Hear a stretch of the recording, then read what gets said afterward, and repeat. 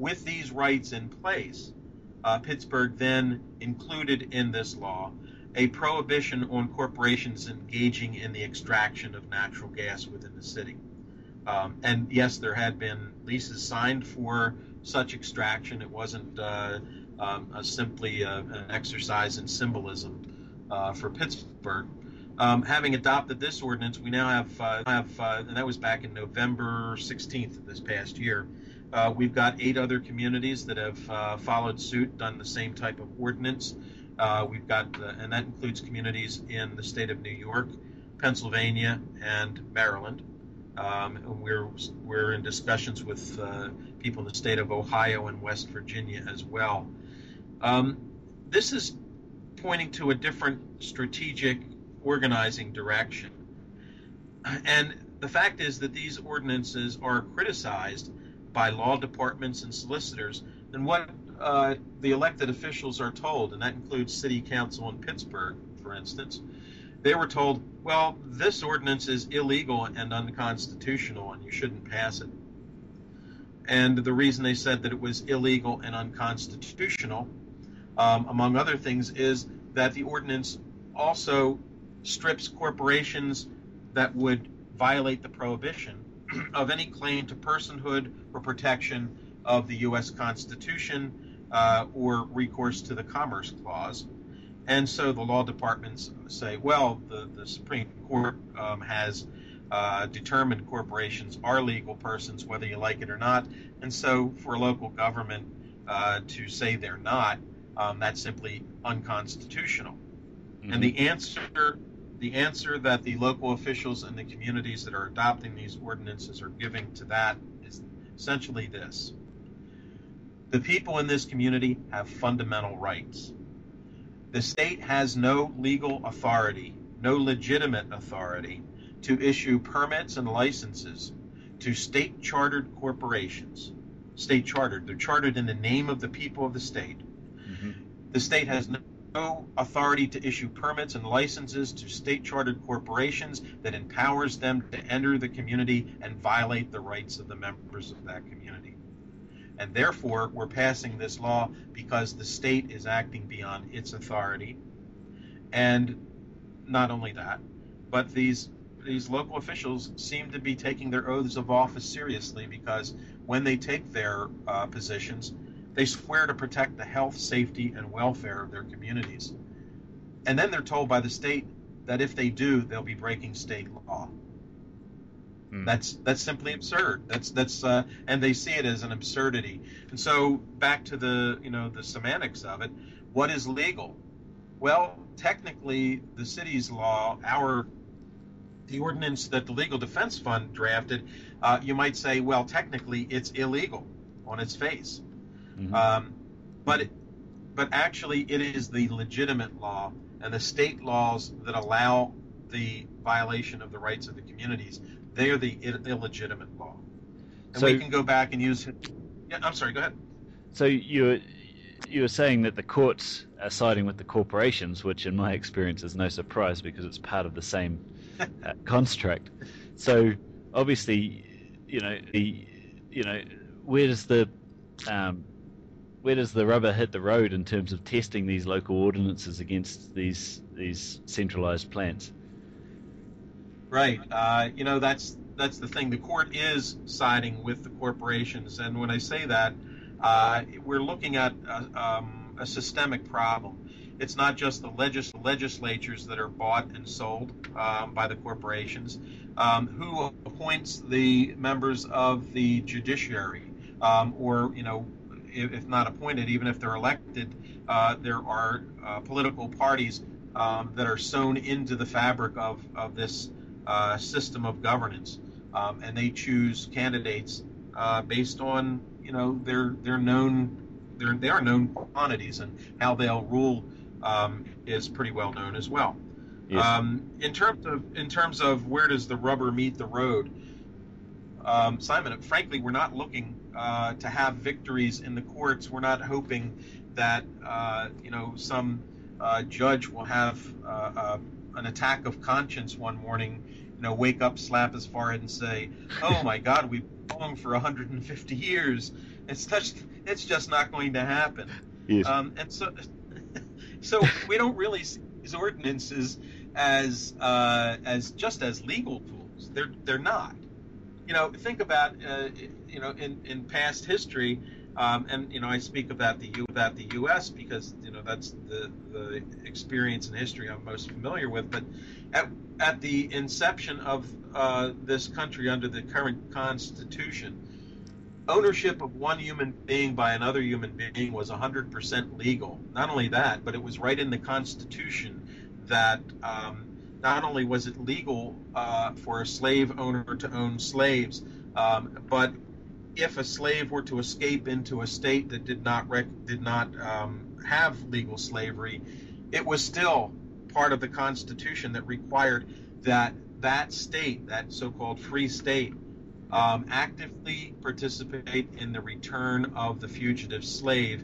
Yes. Without due process for the slave, by the way, without any kind of a hearing. It was simply on the say-so of the so-called property owner. Now, that's a model that persists today, even though we don't have slavery anymore.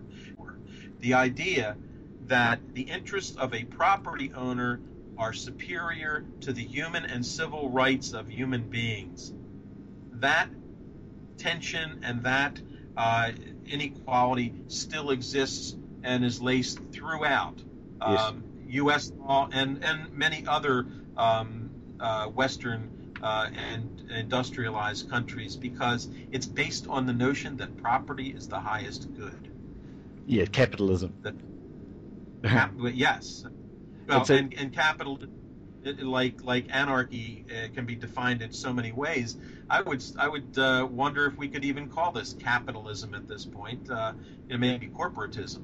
Yes. But we have centralized control where human and civil rights, the rights of nature, where nature is a slave to the legal notion that the whole planet can be carved up in and privatized into Yes. little enclaves of property. Uh-huh. That notion is killing the place.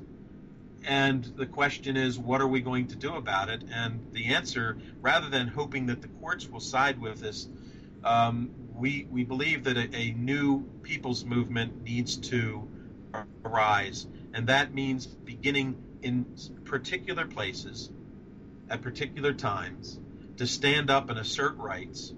And that's what we're doing in these municipalities. We use them as convenient tools, if you will. We can make law there, and we can use the democratic process in the way that it was meant to be used, as a tool for the people in the community. Mm-hmm. And to begin there, to have people stand up and assert rights, and to deny the privileges of corporations are superior to the rights, the fundamental rights of people and nature. And by doing that, and by having that idea proliferate, not just, we don't believe in this country, and it's certainly not just in one state at this point. We're working in Maine, New Hampshire, Virginia, Pennsylvania, Maryland, West Virginia, the Yes. state of Washington, California. Lots I of see it places. simultaneously around the world as the solution, as you're right. If Yeah. we just go back to recognizing that we do have rights, but also we have a duty to guard our natural environment. And if we did that internationally, but by each small community, this system would just have nothing to go on. It is withdrawing consent from this system as it is. It is making it irrelevant in some ways. Yes. And it's not about asking the courts to vindicate our point of view. We're not asking the system to vindicate that we're challenging the system. That would be silly. Yeah. We know that we'll be going to court in some cases, in some areas, on various issues. We don't expect to have immediate victories in the courts. Generally, the courts try not to act as though they're influenced by political pressure, but that's the one thing that does change outcomes in courts over time. Will that happen in this case? Well, we don't know. What we do know is that it's not just local laws that need to be challenged and changed. It is state and federal laws, it is international laws, it is national laws across the globe that need, and when I say laws, I really mean constitutions, that we need to have governance and lawmaking founded on the premise of rights as the beginning place, instead of as an afterthought, as it was with the amendments to the U.S. Constitution, the Bill of Rights. They were tacked on as an afterthought. You were saying we need to challenge the laws at every level. And not only challenge them, but in the end, we need to rewrite constitutions at the state and provincial levels, at the national levels, and at the international levels. And this means to me, and this isn't some theoretical pie-in-the-sky notion. This is something that we're trying to lay the foundations for a model. So that, for instance, here where I am in Pennsylvania in the U.S., we've got over 100 communities that have adopted community rights ordinances of one sort or another. And they're focused on lots of different issues, with landfills and gas drilling and the rest of it. But as I say, when I go into those communities, to begin with, we need to reframe the nature of the problem. You don't have a gas drilling problem. You don't have a fracking problem. You have a democracy problem. Because if democracy really existed in this community, you would be able to simply make a decision to disallow this corporate activity in your community. As it is, people are told they're preempted. In other words, their authority is usurped. Mm-hmm. That's the case in community after community around the globe. And the way to change that is for communities to stand up and say, we prohibit it anyway. Yes. You tell us we may not. We tell you our rights say we may, and we are doing so. And we're not applying, and we're not submitting, we're telling. And we're not writing letters to our congressman. We're not writing letters to the editor. We're not asking for resolutions to be passed that say, wouldn't it be nice if we did those things? We're actually passing enforceable law at the local level that says in this corner of the planet, those things may not be legal. It would be criminal for a corporation to engage in that kind of activity here. Uh-huh. That's called self-government. Yes. And that's the solution to the lack of self-government. Totally. So this is where the rubber meets the road, right? You're saying that the local communities are passing enforceable laws, and yet the state is claiming to have the powers of enforcement.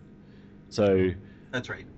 Where are the local police standing on these things, or are they silent right now? We haven't come to a point yet where we've had that kind of a confrontation, except for that when,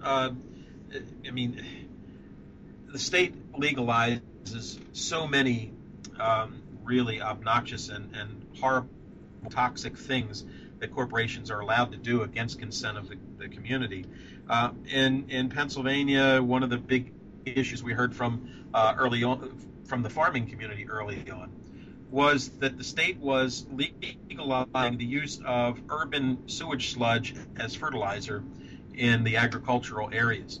Not only were they allowing it, but they were disallowing the prohibition of it. And communities said, well, we're not going to allow that toxic stuff to be dumped in our fields, and passed local laws. Well, what happens locally to enforce that? Many of these communities are small rural communities some of them without police departments. They may have a code enforcement officer who then is charged with turning trucks around or telling people they may not bring the sludge in or whatever it is. It really means, in fact, that local governments for enforcement and policing of these issues. Yes. And we have not had a confrontation, for instance, between local law enforcement and state law enforcement. That's not something that we've seen, and I hope we don't. But at the same time, self-government and the right to assert community rights, it diminishes and it goes away unless it is asserted and unless it is enforced. So it is a matter of power, and communities have power when they stay home and aren't involved and they don't assert rights. That power is conceded to the central government. Yes. So there's a step that I'm missing here, which is obviously the first thing that starts the ball rolling here is the community getting steamed about a plan to misuse or breach some of their rights. And then how does it go from being a popular will, like the average Joe doesn't want it, into the local municipality as local laws? How much dependent is a local, an honest, oath-bound representative is this process? That certainly is very helpful if we have local officials who've been elected who are have open minds and will hear their communities. And I have to say that that's not the case in very many municipalities, where we've been asked to come in to assist, and we work through the steps of organizing towards a community rights ordinance adopted, and then have the adamant opposition of the elected officials. Mm-hmm. Sometimes that's because their officials may have sought local office for personal gain. Folks sometimes that have involvement in real estate or some other local business that may be the case. Local officials who have signed, for instance, gas leases with the gas extraction companies, who will not entertain ideas from the community to prohibit it. Mm-hmm. And this is certainly a real obstacle to overcome, but it isn't a fatal obstacle necessarily.